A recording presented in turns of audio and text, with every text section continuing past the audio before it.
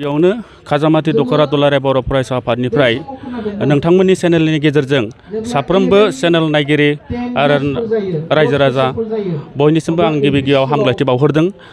दिनै खाजामाथि दखरा दुलाराय बर' फरायसा आफादा गुन गोनां सोलोंथाइ थांखिखौ नोजोर बोनानै 2023 मायथाइनि हाई सेकेन्डारि आरो एसएलसि आनजादाव बर' बिजोंजों फरायनानै सेथि माथो थाखोआव उथ्रिसारनाय फरायसाखौ जों बरायनानै गोजोननाय मोन्दों।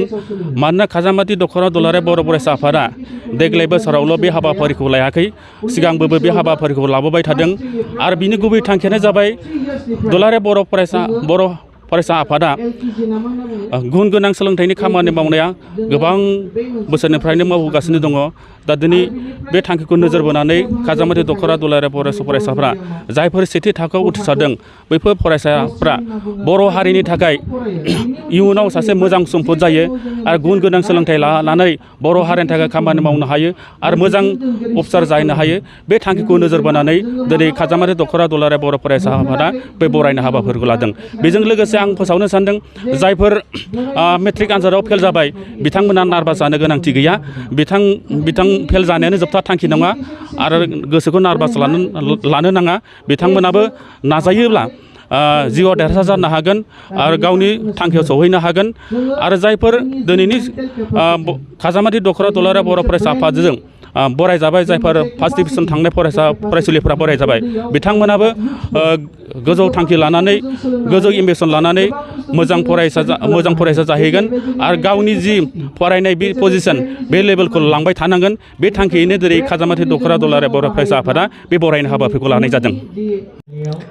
दिनै उदालगुरि जिल्लानि आवथायाव थानाय मोनसे दखरा आफाद, खाजियामाथि दखरा आफाद। दखरा आफादा 2023 मायथाइनि मेट्रिक आनजादाव बर' बिजोंनिफ्राय जायफोर फरायसाफ्रा सेथि थाखोआव उथ्रिसारनो हादों बिथांमोनखौ बरायदों। आरो बिनि अनगायै बिथांमोना दखरा आफादनिफ्राय 2023 मायथाइनि हायार सेकेन्डारि आनजादाव जायफोर फरायसाफ्रा दखरानिफ्राय उथ्रिसारनो हादों बिथांमोनखौ बरायदों। आरो बे हाबाफारियाव आंखौ लेंहरदोंमोन, फैनानै जोबोद गोजोननाय मोनबाय। आरो दुलाराय बर' फरायसा आफादनि थांखियाबो बेनो जे फैबाय थानाय समाव बर' हारिखौ जुदि दावगाहोनांगौब्ला जों सोलोंथाइनि बिथिङाव जों दावगानांगोन। आरो बिनि थाखायनो जायफोर फरायसाफोरा बर' बिजोंनिफ्राय सेथि थाखोआव उथ्रिसारनो हायो, मेट्रिक आनजादखौ उथ्रिसारनो हायो, जों बिथांमोनखौ थुलुंगाखांनाय नेरसोन महरै दुलाराय बर' फरायसा आफादनि जोंनि इउनिट कमिटि, आनसलिक कमिटि, जिल्ला कमिटि आरो मिरु आफादाबो जों बिथांमोनखौ बरायो।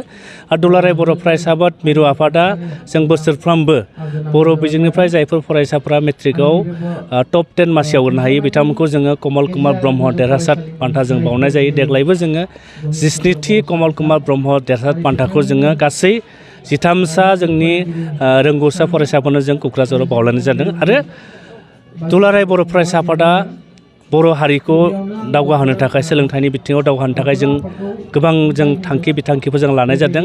बे बेलायाव जोंनि दिथागिरि, जोंनि फोरोंगिरि, जोंनि फरायसाफोरखौ दुलाराय बर' फरायसा आफादनि जि मावथांखि बे मावथांखियाव हेफाजाब होनो थाखाय आं दिनै नोंथांमोननि चेनेलनिफ्राय खावलायहरबाय। मानोना देग्लायनिफ्राय मेट्रिक आनजादखौ जानाय नंला होननानै दिनै आसाम सरकारा फोसावबाय थादों। दुलाराय बर' फरायसा आफादा सेथि थाखोआव उथ्रिनाय फरायसाफोरखौ बरायनायनि थांखिया बे नङा जे जायफोरा फेल जाबाय बिथांमोनखौ जों नेवसियाखै, बे नङा। जोङो सोलोंथाइनि बिथिङाव दावगाहोनो थाखायनो जों 2007 मायथाइनिफ्रायनो दुलाराय बर' फरायसा आफादा मावथांखि लानानै जों खामानि मावदों। आरो 2021 मायथाइयाव जों मोनसे गोदान मावथांखि लादों। बे गोदान मावथांखियानो जाबाय आदब आरो गुन गोनां सोलोंथाइनि मावथांखि।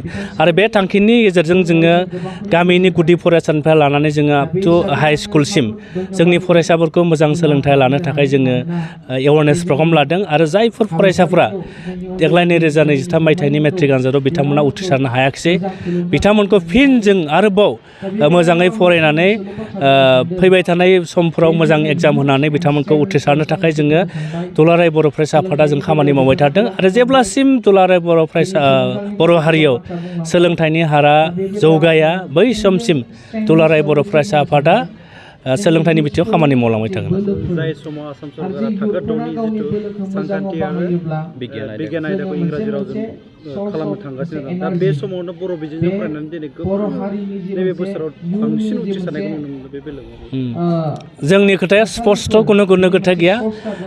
बावैसो आगोल आसाम सरकारा बिमा राव बिजोंनि फरायसालियाव एसामिस आरो बर' बिजोंनि फरायसालियाव थाखो 2निफ्राय सानखान्थि आरो बिगियान आयदाखौ इंराजि बिजोङाव बिथांमोना फोरोंनायनि मोनसे थांखि लादों। बेखौ दुलाराय बर' फिसा आफादा माब्लाबाबो गनायनाय लाया।